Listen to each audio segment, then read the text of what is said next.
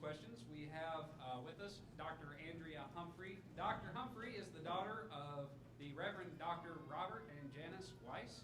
At kindergarten graduation, she declared that she wanted to be a doctor. She graduated from medical school and completed her residency in family medicine at Southern Illinois University. She has always incorporated obstetrics and gynecology into her practice. She practiced at Walton, Wisconsin for 5 years, followed by 5 years with SIU Family Medicine residency in Carbondale, Illinois. Since 2011, she has been employed with New Horizons OBGYN in Carbondale. And she is married to Dr. John Humphrey, who is the team physician for the SIU Salukis. How do you pronounce that? Salukis. And whose passion is all things woodworking related. They have been blessed with 2 lovely daughters. Lexi is 14 and a half years old, graduating from the 8th grade in May, and enjoys sports, mainly basketball. And Matea will be 12 on April 1st, which sums up her personality. She enjoys all things imaginative, especially her collection of dolls. Dr. Humphrey enjoys going with her family and, when time allows, reading. So please join me in welcoming Dr. Andrea Humphrey. So I'm going to test this microphone first. Is that working? Is it? No? I can hear No, you but I would. don't- Just record. Just, oh, okay. Good. Now, if you can't hear me, just like do this in the back, and if I'm going too long, do this. Thank you, Dad. So, we used to say we were going to do that to him when he was preaching, too. We would be in the back going. So, all right. My comfort level is in a little gray room where I have like 1 or 2 people sitting there, and I haven't talked to a group in a long time. I mean, periodically, like maybe once a year, I have to present a case for our OB Morbidity Mortality Conference, but I don't know, those are all people I know, so speak up. Okay, got it. So anyway, bear with me. I'm sure I'm going to ramble, but I'm going to try to stick to it, and I'm also, anyway, I'm just going to try to go as best I can through this. So we're going to talk about female hormonal contraception, and I don't have a pointer, but I would point out different things on this slide which show pills at the top, followed by condoms. The long thing in the middle is supposed to represent an IUD. There's 5 little matchstick looking things. That's an old Norplant. Now we have something called Nexplanon. You can see injectables. And then these down here are diaphragms. So that's just an example.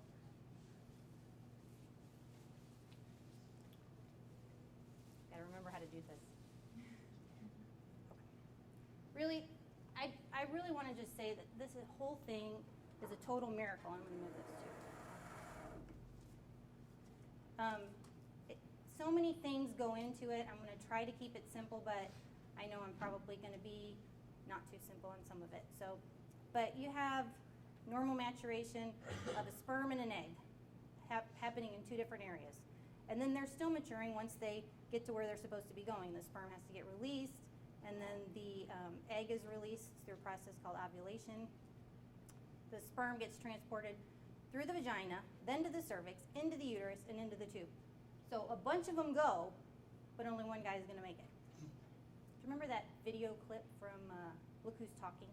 Yeah. I really wanted to do that and put that in here because that would have been perfect. Then the sperm finally matures and prepares to fertilize and fuse to an egg. Fuse and fertilize. Then that egg gets transported from the ovary into the fallopian tube. Fusion of the sperm with the egg and normal steps in fertilization occur. Then you have the transport of that fertilized egg from the fallopian tube to the uterus, where it then matures and divides some more. And then finally, it gets to the point where it gets ready to implant into that lining, which is built up for it. And at the conclusion, we have a pregnancy, which is established. I put that in quotes because there's a big, huge thing of when is pregnancy established. So I tried not to differentiate. I'm going to talk about when fertilization is and when implantation is, and you all are going to have to make your own decisions on that. That's part of this whole thing. So, but the coolest part is eventually everything works perfectly, and we get to a healthy baby. And this is the newest member of our family. This is little Violet. She was born 2 days ago. So to our youngest sister. So that would be her second baby. But sometimes, for various reasons, individuals don't want to have babies. We talked a little bit about that in the last lecture. And a pregnancy may not be desired, and so we have contraception. This is like the funniest slide I could find that was the cleanest slide that I could find. So, and I really wanted to make it basketball because we're in the NCAA tournament, but I'm not that good at, changing it up. So there's all different sorts of female contraceptive options. The ones that I'm going to concentrate on are hormonal. Does anybody know which one is the most commonly used oral? I just gave it away. Oral contraceptive. Yep, oral. There you go. So what is the least used of all the ones listed up there, not just hormonal? Anyone want to go out on a limb? Lactation, I've heard of it. That might be discussed in the next lecture, but that's basically when you're breastfeeding and you're not having periods and you wouldn't necessarily ovulate. Least used? Yeah. But 100% effective. Except in one case that I know of historically.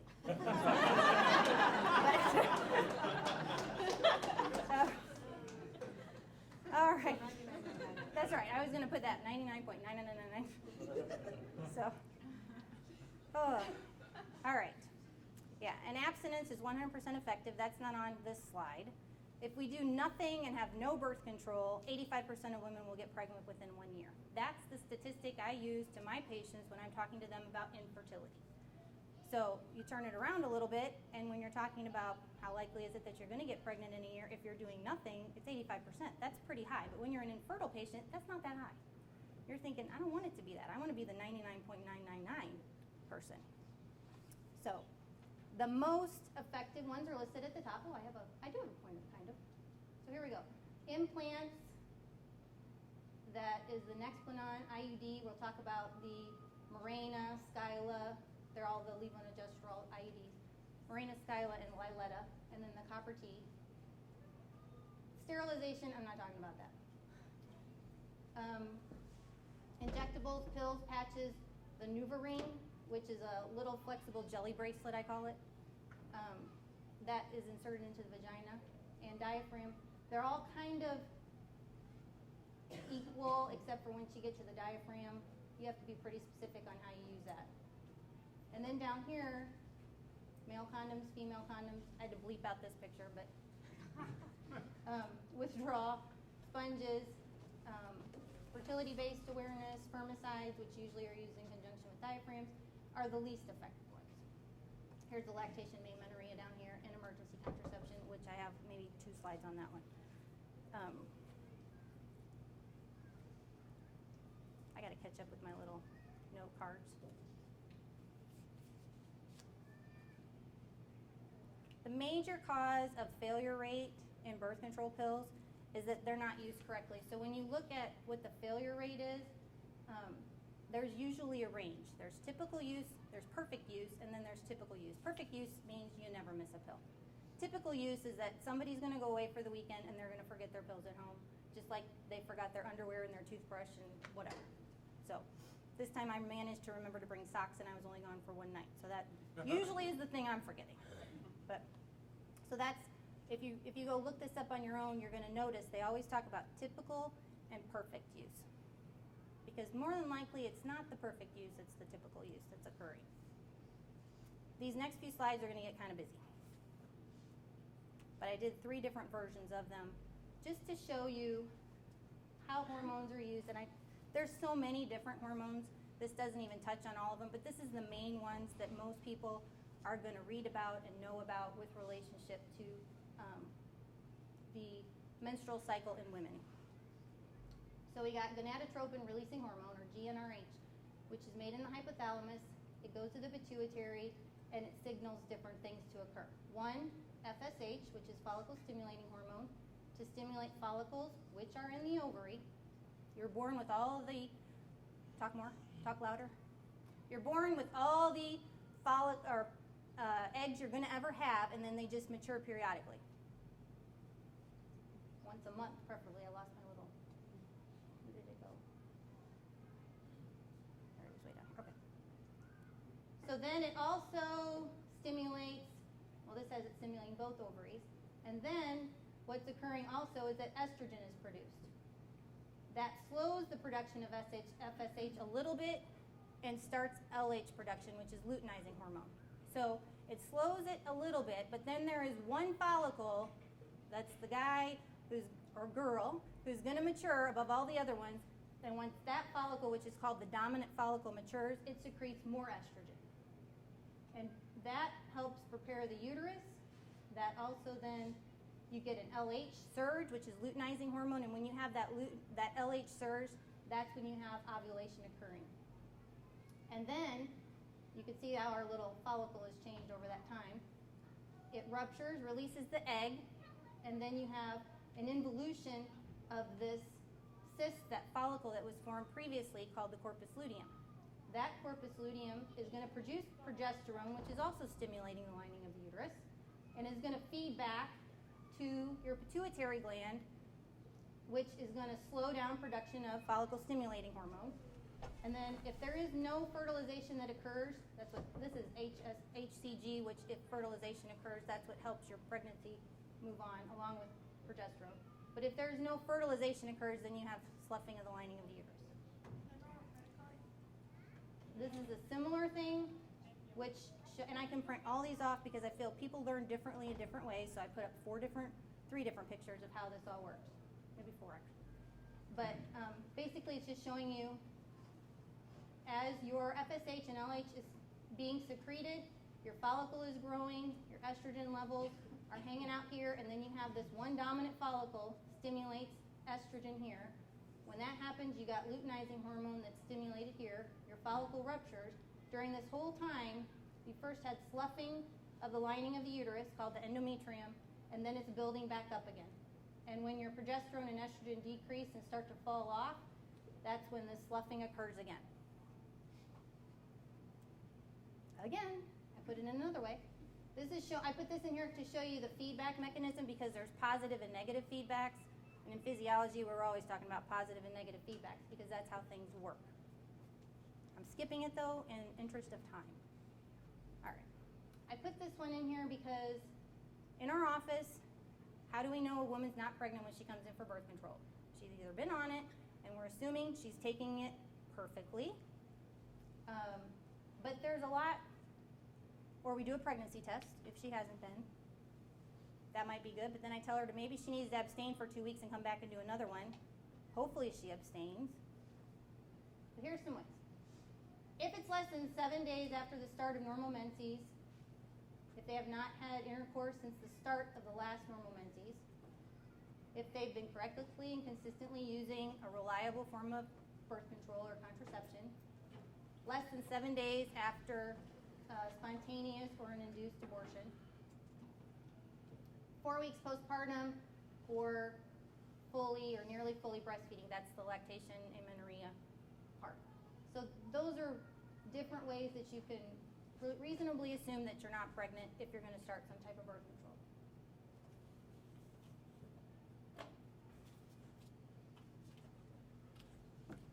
It's dry when I should have left my gum in.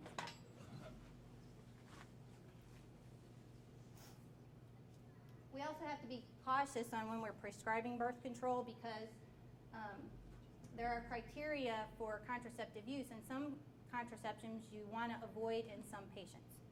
So I tried to put up a really great slide on this, but it was too busy, and then you couldn't read anything, and it was all blurred. So if you want to, you can go look up U.S. medical eligibility criteria for contraceptive use. This is some highlights from that. So typically women over 35 who smoke cigarettes, I just say smoke cigarettes, can use anything but not combined oral contraceptives, which means estrogen and progesterone. So typically we try to avoid any estrogen, progesterone type birth control in a woman who's over 35 who's a smoker.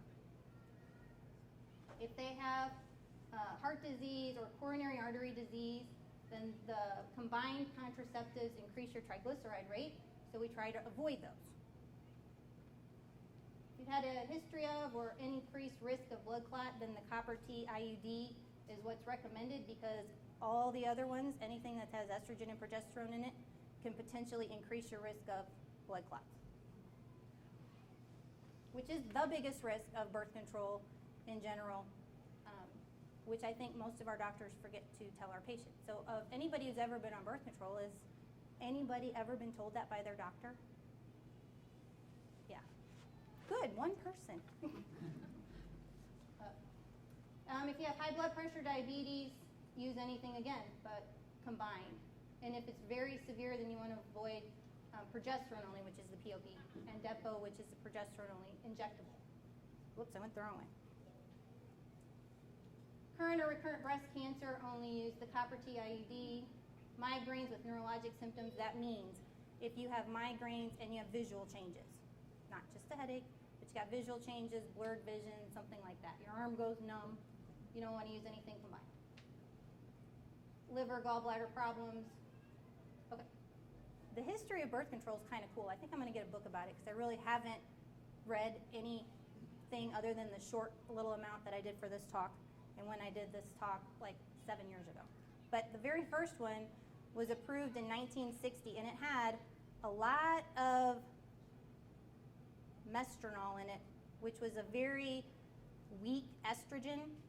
So when this looks like 150 micrograms, it really is. Most of our pills are anywhere from 10 to, there is a 50 microgram pill, but most of them are going to be no more than 30 or 35 when we're using them. So, but it was originally made and marketed so they could test it for infertility, which I thought was interesting, because I think that was a little bit of a way to get it tested, even though it wasn't really for that, interestingly. But they built in the monthly bleed into the pack of pills. Usually there's 21 days of active pills, estrogen, progesterone, and 7 days of inactive pills. They built that in to assure women that they weren't pregnant. So when they had that bleed, that withdrawal bleed, they knew they weren't pregnant. And there weren't any rapid pregnancy tests in those days, so it was reassuring to a woman to know that she wasn't. It took about 4 to 5 days for the body to metabolize that high hormone level. So that's why they gave 7 days of inactive pills. And most birth controls nowadays will have either no inactive pills, so you just take it continuously, or no more than 7. Because if you go more than 7 days out, then you're increasing your chances of ovulation, which I'll get back to that later. So some non-contraceptive benefits of oral contraceptives, which some of this applies also to other birth control, but first one is decreasing menstrual blood loss. So I've had patients who have had a lot of heavy periods, and one of the first things we try is birth control pills if they're not on it and they're able to take it and there are no contraindications to it, because they're anemic, because they're losing so much blood. Generally, God designed us in a way that we can do that every single month and you don't become anemic, but occasionally there are some women who do become anemic, so it's a good first choice. Also, decreasing pain related to both having periods, ovulatory pain, endometriosis, things like that can increase pain with regards to menstruation. It can also decrease the risk of endometrial and ovarian cancer, but we don't prescribe it for that. It's just a perk, if you will. It can decrease ectopic pregnancy, which is only true for combination pills, because progestin-only pills don't reliably block ovulation. I'm sure I'm going to mention that again later. Other things it does, it can decrease benign breast disease, like fibroadenomas and fibrocystic changes in the breast. Higher dose estrogen pills can also decrease ovarian cysts. But you got to be taking the ones that have estrogen in them. Can also decrease postmenopausal hip fractures, because estrogen is protective for your bones, which is why when we're talking about hormone replacement therapy, we used to give it a lot. I used to tell little 80-year-old ladies in the office who weren't on any hormone replacement that they might want to take it because it's good for their bones. And then they'd have periods again, and I was wondering why they didn't like it. So you learn a lot. It increases bone mineral density, I just mentioned that, and it can also help treat hot flashes perimenopausally. This is kind of a busy slide. It's just to just to show you that there are lots of different kinds of pills. I'm sure that this doesn't even include them all. But over here on this side, it started with first generation pills. Then it moves to second. And here, this norethindrone is progestin only. Then as they moved up, the progestins changed. They added estrogen here in the second generation. But these things changed a little bit. I'll talk briefly about that.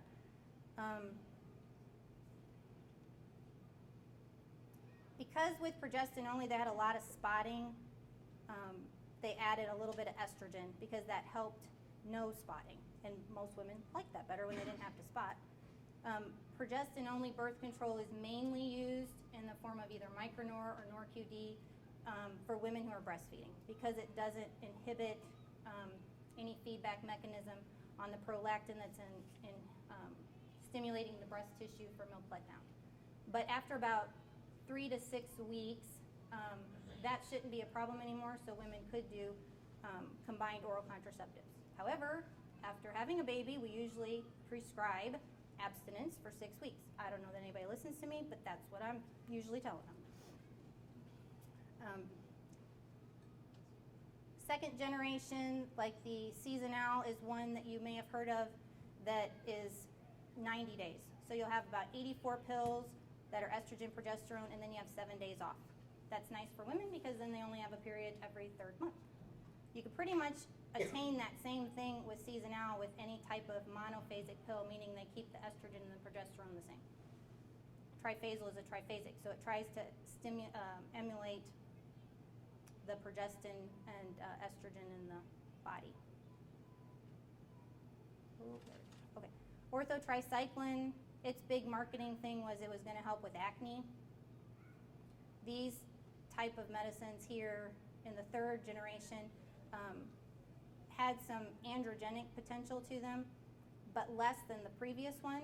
So it kind of increased a little bit the risk of deep venous thromboembolism. But people liked it because it was helpful for their acne and they didn't get as hairy. And then the fourth generation one added a little bit of, these are such big words and I can't come up with little words. But Yaz is a big thing because it helps decrease the amount of fluid in the body too, so women like it because they don't swell as much with that. But it can affect your potassium level, so if you're on another medicine that might affect your potassium level, like a diuretic, like Lasix, then you might have to be cautious about that. Okay. Mechanisms for hormonal birth control. This is a busy slide too, but it can inhibit the LH surge. So right here, this is what it can also do. It can also inhibit FSH, which is follicle stimulating hormone. That is the green line, so that the follicles up here don't ever grow and mature and result in ovulation. It also has a secondary effect on keeping this lining of the endometrium thin.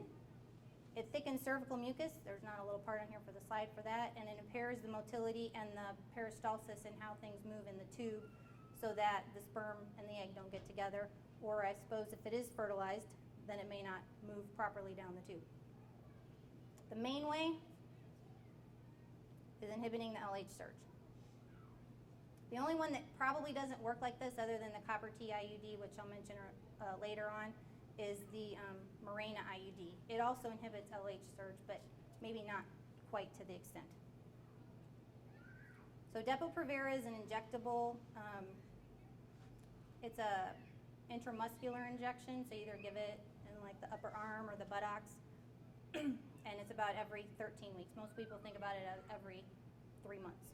It's really good for managing things like endometriosis, but you have to talk to the patient about bleeding patterns because a lot of times, especially within the first 2 or 3 injections, they're going to have spotting, and I just tell patients, if you can imagine wearing a panty liner every day for a year, is that acceptable to you? Because that's the worst case scenario that I come up with. It's just spotting, it's one panty liner, you're not using pads and tampons. But sometimes that's not acceptable to them and they won't give it a try. It can decrease your bone density over 2 years. So particularly in younger girls and older, doesn't really matter the age, but it's a reversible effect but it still can decrease that bone mineral density. So once you stop it, your bone density goes back to where it was. Weight gain, that's always the question I get. But this is the only one that really has the associated proven weight gain. Though I will have patients tell me that they gained weight with every other form of birth control they'd ever been on. It takes a little longer to get back to ovulation once you stop it. So with most birth control, for example, you can pull out any IUD, you can stop taking any pill, you can take out the Nexplanon, and you could be immediately fertile. However, with the Depo Provera, it sits so long in your body at high levels that it takes longer. And I tell my patients, once they stop it, they can take up to a year and a half to get pregnant. The Ortho Evra patch, just a little patch. You put it on once a week. You rotate sites either on your upper arm, upper torso. You don't put it on your breast because that would cause extreme breast tenderness. Nobody would like that. It's effective if you forget to take it off. If you put it on Sunday, but you forget to take it off on that Sunday, it's really effective for a couple more days. That's kind of nice because people forget to do stuff. You do have a risk of VTE, which is venous thromboembolus, a little bit higher in this one because the circulating levels of estrogen are so much higher. Even though it's a low dose at 20 micrograms, the amount circulating through the body is a little bit higher, so you have to be cautious about that in which patient you're using. And patients ask a lot of questions about whether or not it's a problem with latex allergy, but it's not. Nexplanon is about the size of a matchstick. It goes in the upper arm. If you make a muscle, there's a little ridge right there, and that's about where it's inserted. It has the same progestin as the NuvaRing, which I'll mention later, which is that little jelly bracelet that goes intravaginally. But this is good for 3 years. In women who are over 185 pounds, I believe it is, you might want to think about a different source of birth control because it may not be as good. It does inhibit ovulation because the progesterone concentration is so high. So when your progesterone concentration is so high, that's what's helping inhibit your ovulation. There were other ones like Implanon. The only difference between the two is they changed the insertion device. Norplant had the 5 little matchsticks that were put in the upper arm that were hard to insert and very hard to take out. This just shows a little bit on how you insert it. You numb up the skin after you clean it. But the risks of it are infection. That's why we do it sterilely. Bleeding causes a little bit of bleeding, but it can cause that same abnormal bleeding that the Depo Provera shot gives you also. A little discomfort in inserting it, but once the arm is numb, that's fine. And difficulty in removal. So even though it's put right here, which is a great spot, and you can feel it, sometimes it's hard to take out because it forms this little scar tissue around it. So even though it looks really easy in the videos that you watch, it's not always easy. I had one lady who had a upper arm burn. That was really hard because all that skin, there was no defined area, and that burn caused so much scar tissue. It was a little difficult. That's when ultrasound is handy. And you have to go to a special 3-hour class in order to be able to be certified to do it. It doesn't seem to have the effect on bone density like Depo Provera because it doesn't deplete the estrogen as much as Depo does. And it's a different type of progesterone. The bleeding pattern I already mentioned, and when you take this out, you are back to ovulation in 3 weeks in most women. This is the little NuvaRing, the little jelly bracelet.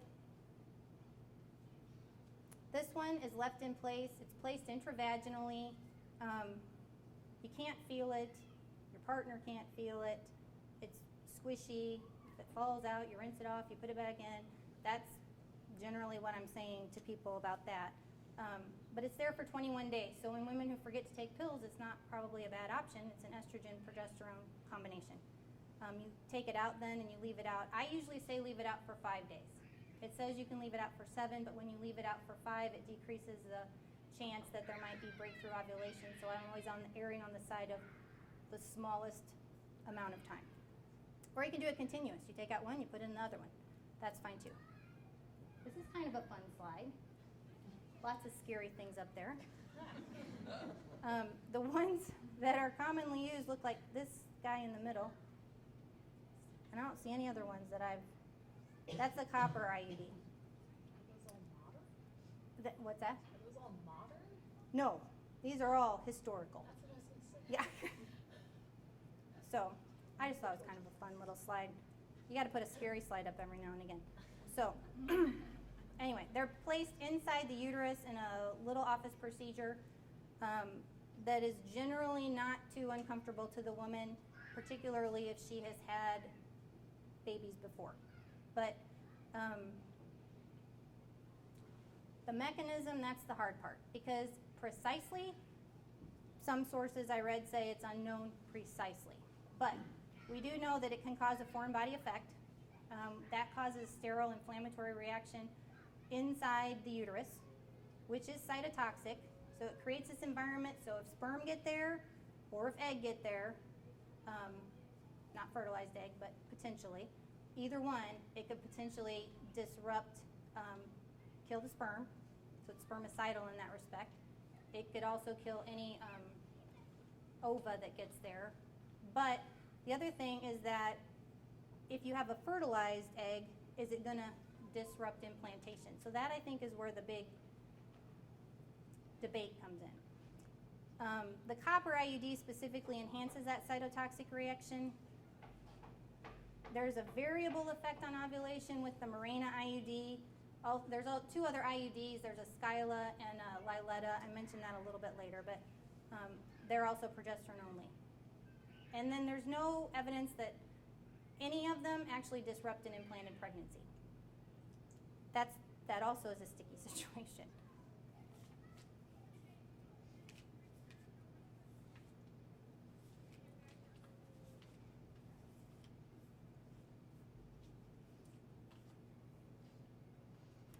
All right, this is a Mirena IUD and a copper IUD. They're about the same size.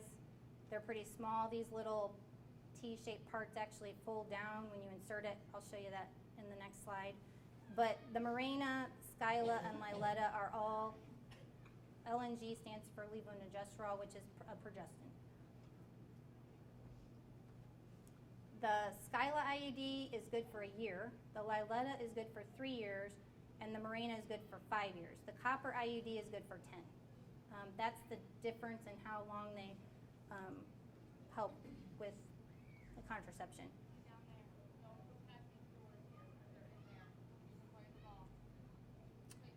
Risks of inserting a Mirena would be same sort of thing as with a Nexplanon.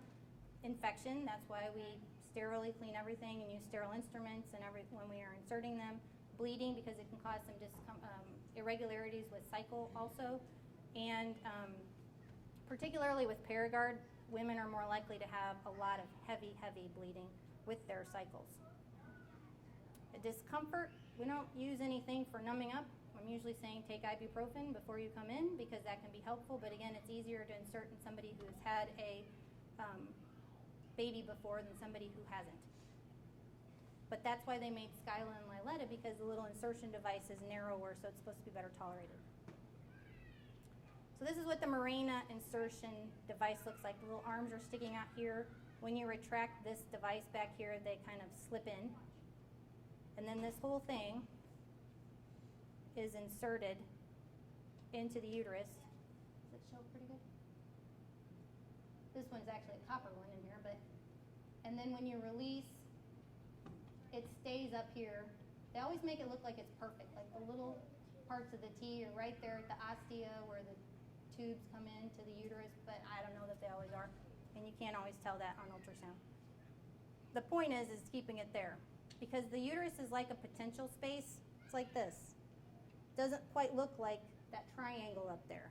So when you put something in it, it's going to be in there, and hopefully it's the way you put it in.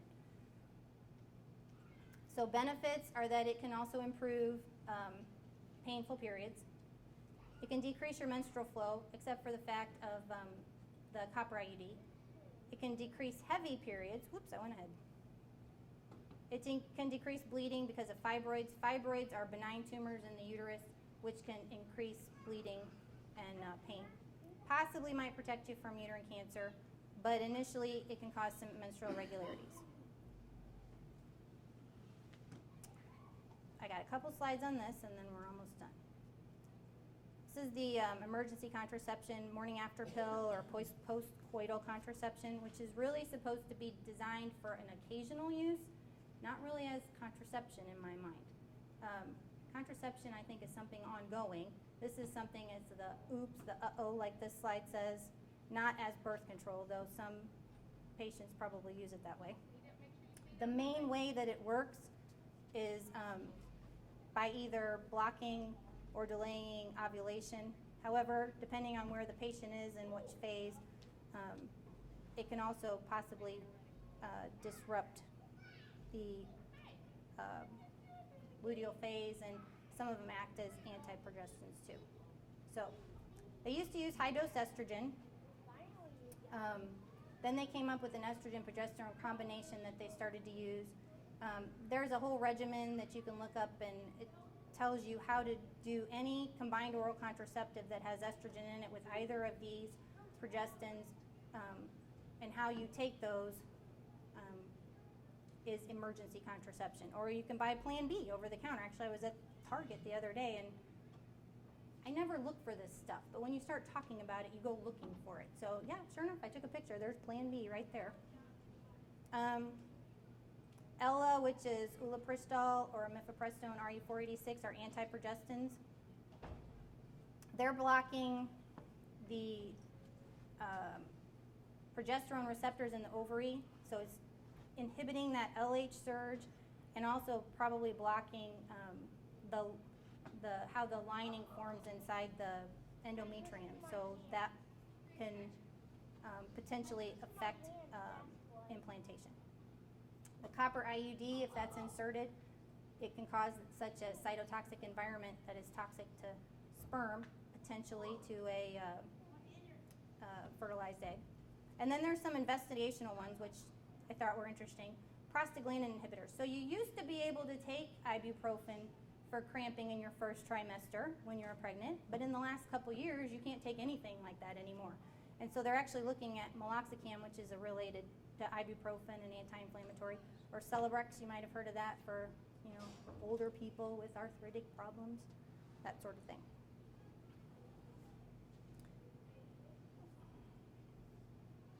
And then I put up here some investigational methods. Vaccines that can target that gonadotropin-releasing hormone, can target the follicle-stimulating hormone, antigens on sperm, or HCG. Hormonal options for men. We didn't even talk about hormonal contraception in men because really there isn't much to talk about there. It's a lot easier to affect one egg than it is to affect 60 million sperm. So I think that's partially. And then there's reversible occlusive methods in the vas deferens. And then this is just my family. So my husband John, Matea, the littlest one, who's going to be the tallest one, and then Lexi, myself, and then of course our dogs, Riley and Lily. But I just wanted to thank you all for letting me come talk to you. It was a really good review for me. It made me think about a lot of things, and I can tell you right now that I hardly ever have a discussion on the mechanism of action of birth control in my office, unless I'm talking about IUDs. So most people are not coming to me, and they hardly ever ask that question, because if you think about it, if you're put on a high blood pressure medicine, nobody's asking me about the mechanism of that action either. Most people want to know the side effects, and is it going to be bad or not bad? But it made me think about maybe there's more I could be saying or presenting them with more information. So I want to thank you very much for asking me to come and do this talk, because I learned a lot from that.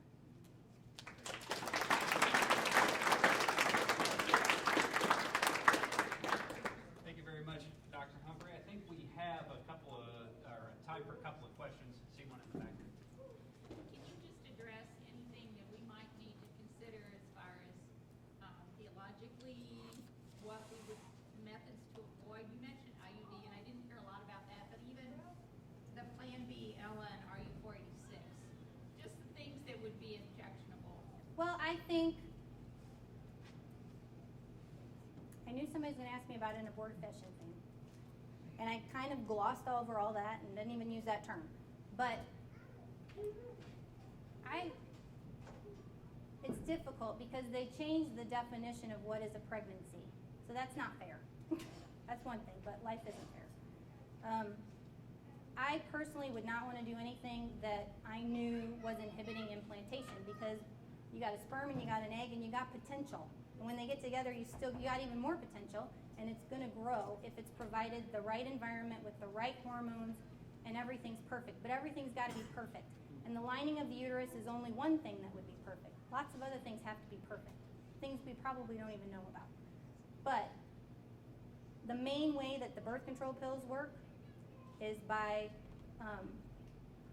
inhibiting that LH surge so you don't have ovulation. So if I feel that a birth control method is mainly working by inhibiting ovulation, I'm okay with that, because that's the main way that it's going to work. If I think it's going to affect implantation, and it's going to affect implantation either making that implantation occur, or it's not going to stay there once it tries to occur, then I kind of have a hard time with that. So that's my personal opinion. Whether that's theological based, I don't know, because I'm not a theologian. I'm definitely not a theologian. I can't even tell you where quotes come from. They just come to my head sometimes. Yes? How does the definition of pregnancy, how has that changed? Well, I think ACOG and I can't remember which other groups, Guttmacher Institute, changed it in the last, I can't remember when it changed, but to specifically say that it wasn't fertilization, it was implantation. And that was pregnancy defined. Made it easier for people to tolerate things and to make it okay if they thought, oh, pregnancy is not till implantation. I'm okay with it then. Kind of got to go with your gut a little bit. If you're okay with that, if you think that's right, then fine. But if you think no, and you think fertilization is where it all starts, then maybe it's not okay.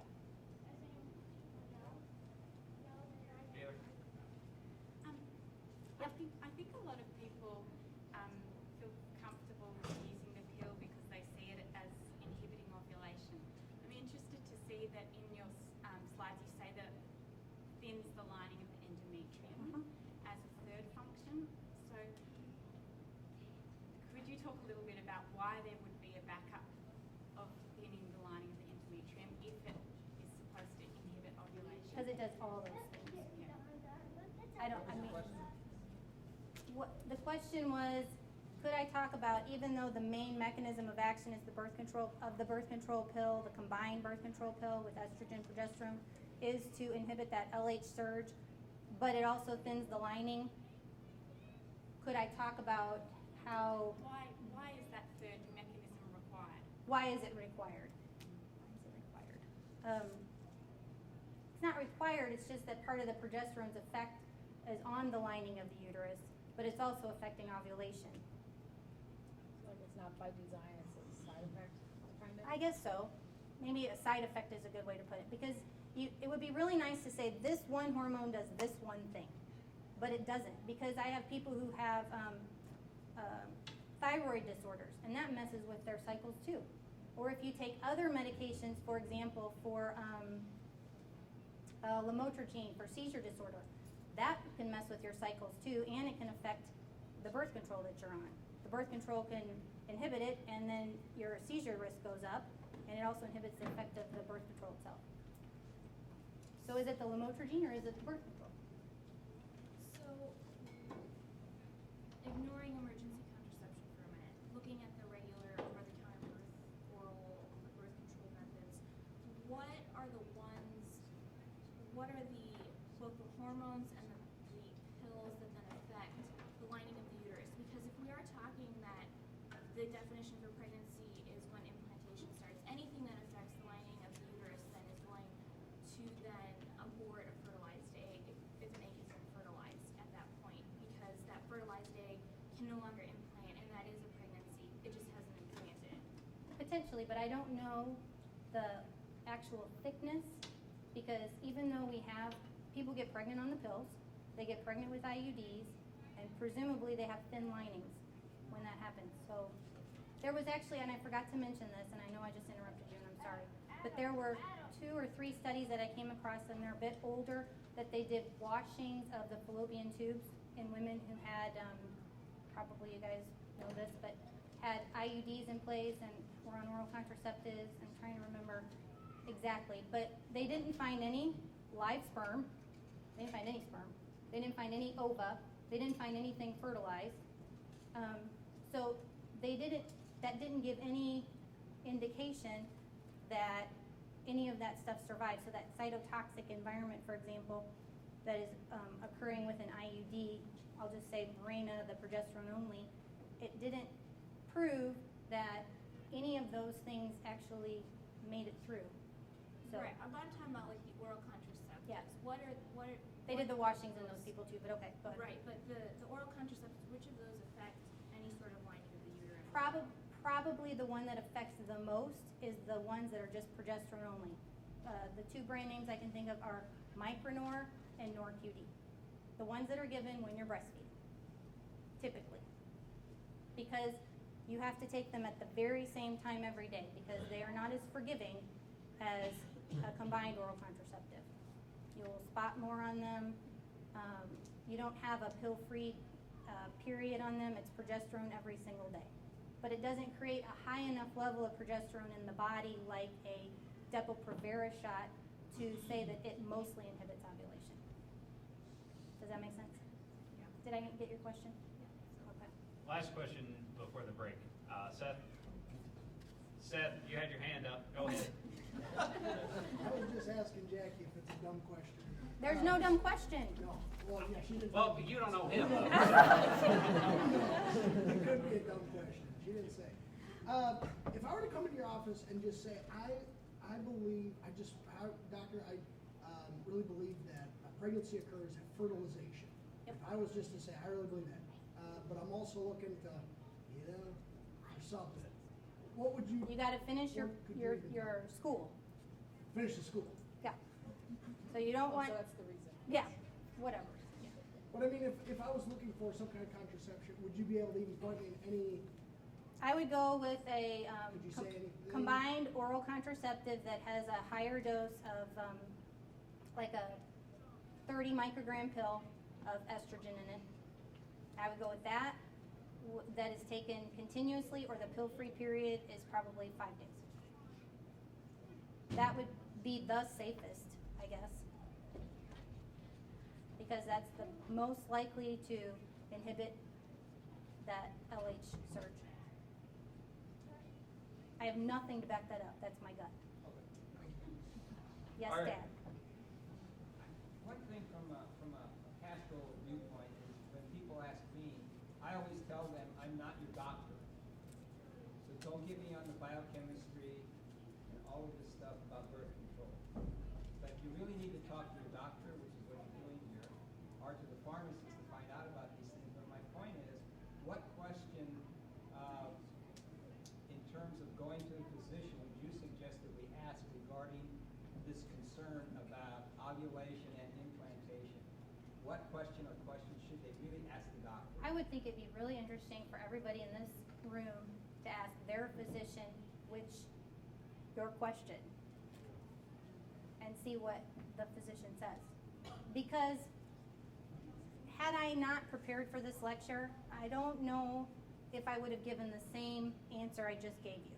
I might have just said combined oral contraceptives continuously. I might not have been as specific. But I forgot where I was going with that. I just think, I know where I was going with that. When patients ask me a question and I don't know the answer, I say I don't know. Because there's a lot I don't know, but I go try to find it out. So if you ask your doctor and they don't know, that's okay. As long as they kind of figure out what their answer is going to be, just like, I don't know, and they're not going to do anything about it. I think it's okay to not know. That's what we're all kind of doing here today, is not knowing and trying to figure out what's right. All right. Thank you very much, Dr. Hunt.